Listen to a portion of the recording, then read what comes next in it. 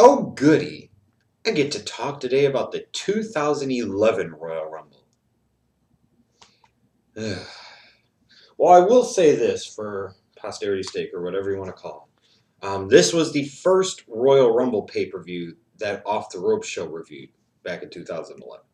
So I do have some fond memories of this show in terms of, this being the first major pay-per-view that the entire OTRS crew did together as a review. Um, And I also remember the Royal Rumble game, which was Tony's brainchild, and it was truly awesome.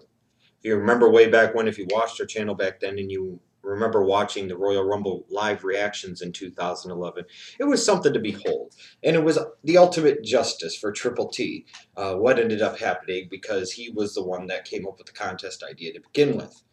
But I can always remember going back that we just didn't really like this show all that much. And going back and watching it again, I could see why. The first thing I really didn't like about the show was the fact that it only had 4 matches. I just thought 4 matches was maybe one too few for this particular card. You had a couple of world title matches. At the time I was a huge Miz mark, so seeing Miz defend his WWE Championship with A-Rai by his side was all fine and good, but it involved another match against Randall Keith Orton. And then the World Heavyweight Championship, Edge and Dolph Ziggler. At no point in time did I ever feel that Dolph Ziggler was ever going to become World Heavyweight Champion on this pay-per-view. I didn't think he was going to beat Edge. So that didn't really help. And then, of course, the 40-man Royal Rumble, but we'll get to that in a moment. As far as the card itself, the first match, which I'm sure is one of those great opening matches that everybody loves, Edge versus Dolph Ziggler for the World Heavyweight Championship. If Edge used his spear, he would be disqualified and lose the title. Now, sure, in theory, this was a really good match. It was a really big moment, a really big spot for Dolph Ziggler to be in, and I think he did as good of a job as could be expected. He was establishing himself, a lot of people felt, as a future main event player. I know Tony did at the time, and I told him bullshit, and 3 years later, look at where we're at now. Um, but, in theory, a really good match. Ironically enough, one of Edge's last matches in the WWE. You would have never known it at the beginning of 2011. It was going to be one of the last times you saw Edge wrestle in a WWE ring. So maybe that increases the profile of this match for me a little bit. It makes it a little bit better now with 3 years having gone by. Um, but, back then I was like, I don't like Dolph Ziggler. I still don't like Dolph Ziggler. And I just didn't care that much about this match. And I still really don't. Then we get the Miz versus Randy Orton for the WWE Championship. And it was one of these things where my guy was the champion, and that's all fine and good. But I kind of always had that feeling of inevitable dread that Orton wasn't going to put him over 100% clean, which he really didn't. There had to be some bullshit. And that it was only going to be a matter of time before the Miz dropped the belt to John Cena. That was my whole fear. That was my whole thought process going into all of this. Now, Miz and Orton had an okay match.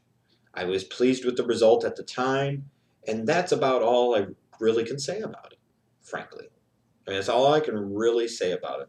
I always look back at the Miz and Riley tandem, and I look back at, a few months later, back in May of 11, they were splitting off A-Rai from the Miz, and you would have thought A-Rai was going to become a big-time player. He should have become a big-time player, or at least been given the opportunity to become a big-time player. And then for a assorted number of reasons, it just never happened.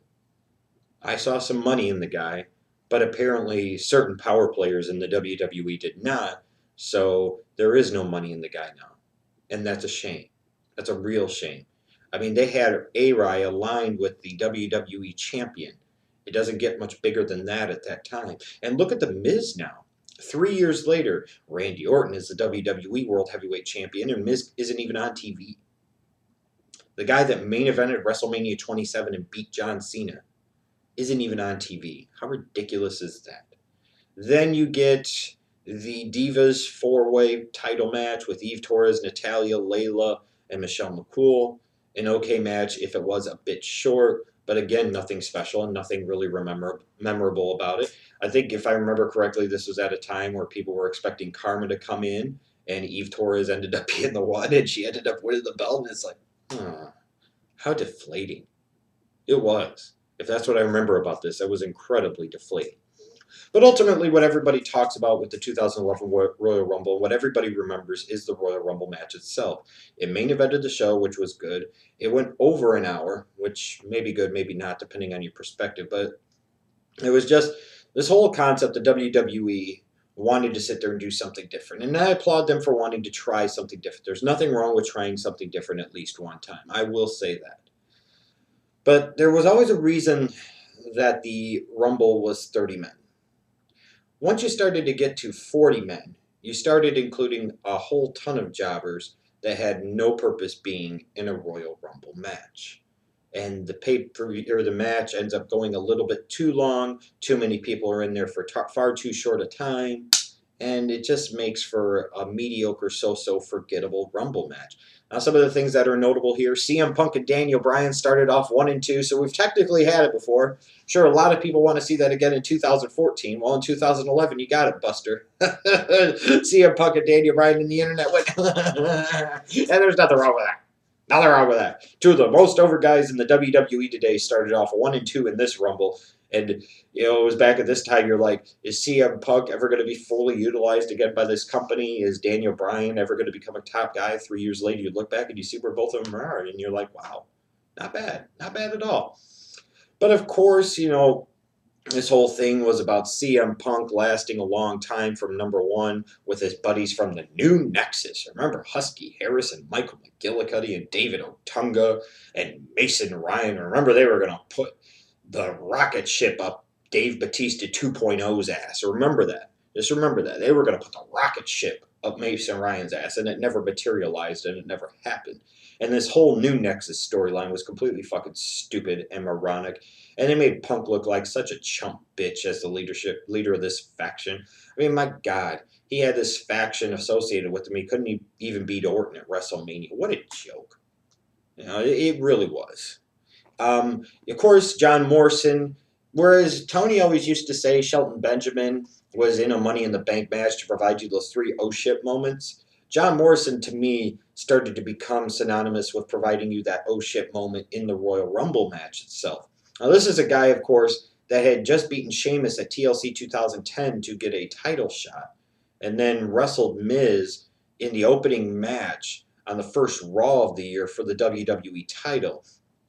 Now John Morrison comes here and does that crazy ass Spider-Man spot where he jumps off the apron, lands on the fucking barricade, it goes around and gets back in the ring. It was a cool, memorable spot. There's no question about it. There's no question about it. But in general, this Royal Rumble match, the match itself just lacks, especially now since I'm not caught up in the Royal Rumble contest 3 years later. This Royal Rumble match was very, very lacking to me. It was a very so mediocre match. I mean, you just felt like you had CM Punk and a bunch of jobbers, is what it felt like at the time with the New Nexus, sitting there and dominating. And you knew once John Cena came in eventually that he was going to clean house, and that's pretty much what happened. Your big notable returns here, obviously, even though they were kind of spoiled on the internet ahead of time, Booker T got a really nice reaction. Then a little bit later on, Diesel got a huge ass reaction, and that was fucking cool to see. I mean, it was something that was sorely needed in this Rumble match, to say the very least. Because this Rumble match was long and not all that incredibly good. And there was a point in time where, in the preview to this Rumble, I thought, there's 2 possibilities for people to win it. Cena's their boy, so when in doubt, always side with Cena. But I also thought ADR, they were putting such a big rocket ship up his ass, I couldn't see how they wouldn't give him the Rumble necessarily. And then you get towards the end, and Alberto Del Rio ends up eliminating. Now, if you remember here, I think the last 4 or 5 were like Cena and freaking. No, Cena was eliminated by The Miz. I apologize. It was like Wade Barrett, Randy Orton, ADR, and then Santino Marella. And when you got down to the final 2, where ADR thinks he's won and Santino's been outside of the ring and then he comes in, it just makes you wonder. It makes you think, I don't know about you, but I really would have rather seen Santino Marella win that Royal Rumble. Because they could have created a real underdog, once in a lifetime type of story with him As opposed to ADR, he was that next chosen one. He was that fortunate son, so to speak. To me, the better story would have been with Santino Morello winning the Rumble as opposed to ADR. I think that would have been awesome. That would have been incredibly memorable. And looking back at it 3 years later, how much different would it have been if a Santino won the Royal Rumble as opposed to an ADR?